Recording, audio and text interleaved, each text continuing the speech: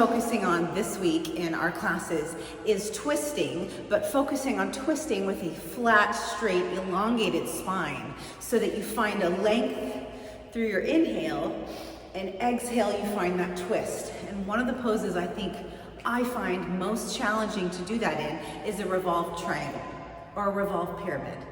Maybe they're the same. Today, they're the same.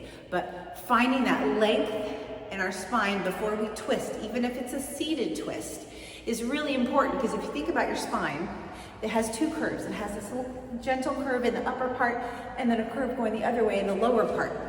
Well, when you have this curve and you imagine twisting that, those vertebrae get real close to each other on that side that's curved in, and you don't want to twist. What you want to do is find that length. The length in your spine between each vertebrae, elongate it, then you find the twist. A, you can twist more. B, it's safer and healthier for your back. And yoga is this great practice where we can do things for a long time when we do it correctly. So this is a video on how to find a twist in that triangle or that pyramid with a nice, flat, long spine. Enjoy. Okay, so when we're going into triangle, I like to make sure my feet are on parallel lines, not on balance beam. This is a little trickier for our balance. It's totally doable, but for today's sake, let's have our feet wide apart like this. And let's say your left leg is forward. I want you to imagine drawing your left hip back and your right hip draws forward. So that's going to be the key to finding that rotation.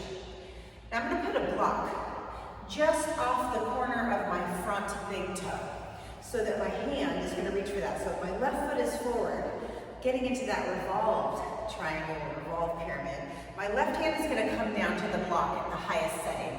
My right hand's going to come down to the block. There we go. My left hand comes to my hip.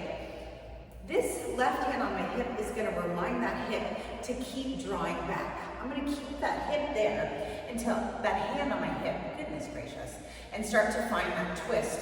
Your heart's going to twist towards the front leg. I want you to think about rolling that left shoulder back till that left elbow faces the ceiling. You're going to feel it in the outside of that left leg. Once that left shoulder can roll back, then you can start to raise the hand.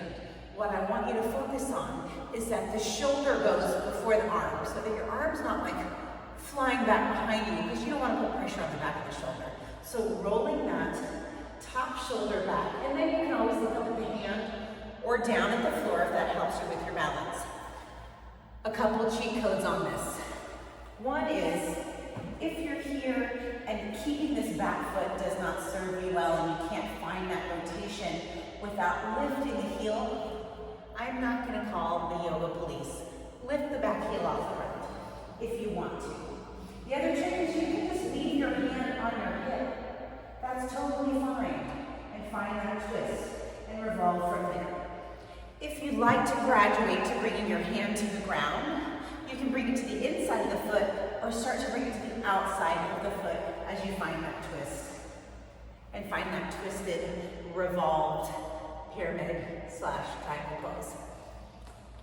The reason why I use the block is that reason I just spoke of in the beginning, is maintaining that flat back. I don't want you to compromise the flat back to reach the ground. And now your back is curved and finding that twist on a curved spine. It's not going to be good for your back. Keep the block. Keep it. Use it until the end of time. It doesn't matter. What does matter is that you twist on that flat spine. It's better for your back. It's healthier for your body. And it's more sustainable over a long period of time. That's it. Enjoy.